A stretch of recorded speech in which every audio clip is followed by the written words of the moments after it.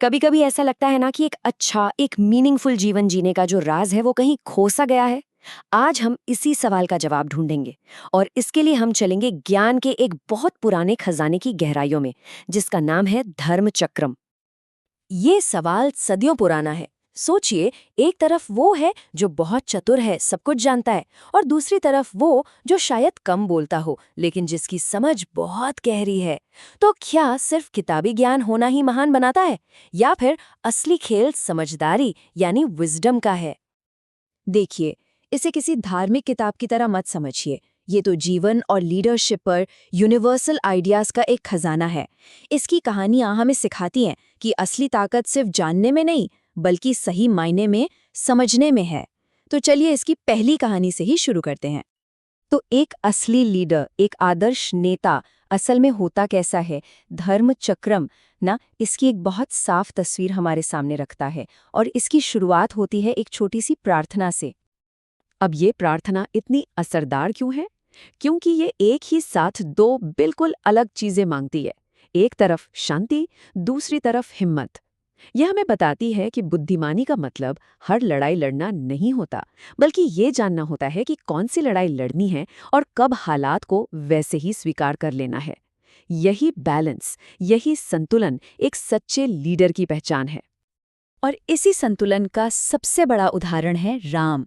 उन्हें एक ऐसे नायक के तौर पर दिखाया गया है जो जानते थे कि अपनी हिम्मत का इस्तेमाल कब करना है, जैसे कि अन्याय के खिलाफ लड़ते हुए, और कब किस्मत को स्वीकार करना है, जैसा उन्होंने अपने वनवास के समय किया। ये कोई कमजोरी नहीं थी, बल्कि एक बहुत गहरी समझ थी। यहाँ फर्क बिल्कुल साफ है। एक तरफ राम है जो अपने स्वभाव से सबको एक साथ ले आते हैं, और दूसरी तरफ उस उल्लू की कहानी है जिसे पक्षियों ने अपना राजा बनाने से ही मना कर दिया। क्यों? क्योंकि उसका स्वभाव बहुत कठोर और डरावना था। बात साफ है, लीडरशिप किसी पदवी से नहीं, बल्कि लोगों को प्रेरणा देने की काबिलियत से आती है। लेकिन तब क्या होता है जब ज्ञान तो बहुत हो, पर उस ज्ञान को सही दिशा देने वाली समझ न हो? चलिए अब एक कहानी देखते हैं जो बताती है कि अधूरा ज्ञान कितना खतरनाक भी हो सकता है। ये कहानी है चार दोस्तों की जो एक सफर पर निकले थे। उनमें से तीन भाई बड़े ज्ञानी, बड़े विद्वान थे, और अपने ज्ञान पर घमंड भी खूब था। जो चौथा दोस्त था वो बहुत पढ़ा लिखा नहीं था, लेकिन उसके पास एक ऐसी चीज थी जो उन तीनों के पास नहीं थी, कॉमन सेंस। चलते चलते उन्हें जंगल में एक शेर की बिखरी हुई हड्डियां नजर आईं। इसे देखकर उन तीनों विद्वानों की आंखों में एक चमक आ गई। ये उनके लिए सिर्फ हड्डियां नहीं थी, नहीं, ये तो अपने ज्ञान का लोहा मनवाने का एक जबरदस्त मौका था, एक चैलेंज। पहला विद्वान आगे बढ़ा और बोला, मैं अपने ज्ञान से इन हड्डियों को जोड़कर एक पूरा कंकाल बना सकता हूँ।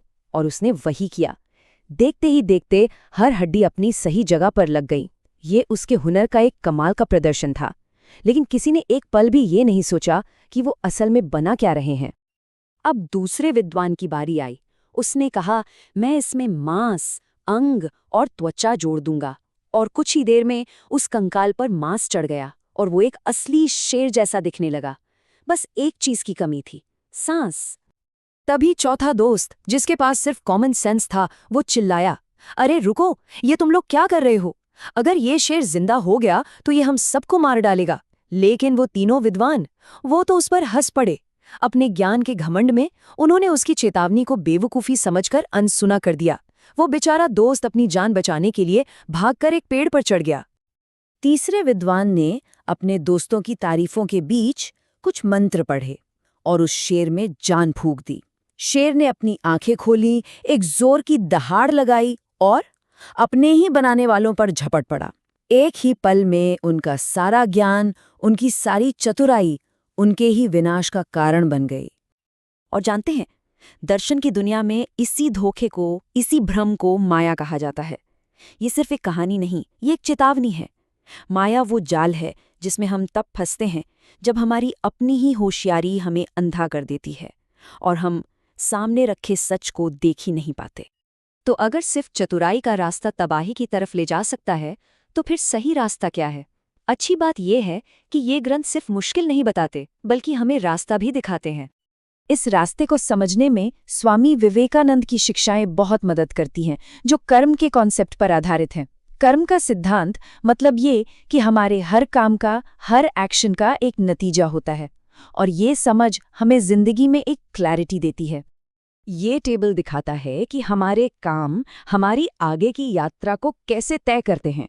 अगर हम स्वार्थ के लिए अच्छे काम करें या फिर बुरे काम करें, दोनों ही हमें जन्म मरण के इस चक्कर में फंसाए रखते हैं। सिर्फ निस्वार्थ भाव से, बिना किसी फल की इच्छा के किए गए काम ही हमें इस साइकिल से आज़ादी दिला सकते हैं, जो कि असली मंजिल है। और ऐसे निस्वार्थ जीवन का सबसे खूबसूरत उदाहरण हमें राम और उनके भाई लक्ष्मण के रिश्ते में देखने को मिलता है। उनका रिश्ता सिर्फ भाई का नहीं था, बल्कि एक कॉमन पर्पस और एक दूसरे के लिए बिना शर्त वाली भक्ति का था। ये हमें दिखाता है कि जब हम किसी बड़े मकसद के लिए जीते हैं तो जिंदगी अपने आप में सार्थक हो जाती है। उनके इस मजबूत रिश्ते की नींव 4 बातों पर टिकी थी। एक दूसरे के लिए गहरी निस्वार्थता, कभी न टूटने वाला आपसी सपोर्ट, पूरा भरोसा, और सबसे जरूरी एक कॉमन बड़ा मकसद, जो था धर्म की स्थापना करना। ये सिर्फ एक दूसरे के लिए जीना नहीं था, बल्कि एक बड़े आदर्श के लिए जीना था। तो इन सदियों पुरानी कहानियों और विचारों का आज हमारे लिए क्या मतलब है? चलिए इन सारी बातों को आज के दौर के लिए समेटते हैं। तो निचोड़ ये है, असली लीडरशिप हिम्मत और हालात को स्वीकार करने की बीच संतुलन साधने से आती है। हमें सिर्फ चतुराई के मायाजाल से बचना होगा और समझदारी को चुनना होगा। हमारे कर्मों को समझना हमें सही रास्ता दिखाता है, और आखिर में एक सार्थक जीवन सिर्फ और सिर्फ एक निस्वार्थ मकसद में ही मिलता है। ये सारी बातें एक दूसरे से जुड़ी हुई हैं, और ये सब हमें सबसे गहरे सच की तरफ ले जाता है। चाहे लीडरशिप हो, समझदारी हो या जिंदगी का मकसद, इन सब की असली ताकत बाहर की दुनिया में नहीं है। इसे हमें अपने भीतर ही जगाना पड़ता है, अपने अंदर ही विकसित करना पड़ता है। तो इस गहरी पड़ताल को हम इसी एक सवाल पर छोड़ते हैं, सोचने के लिए।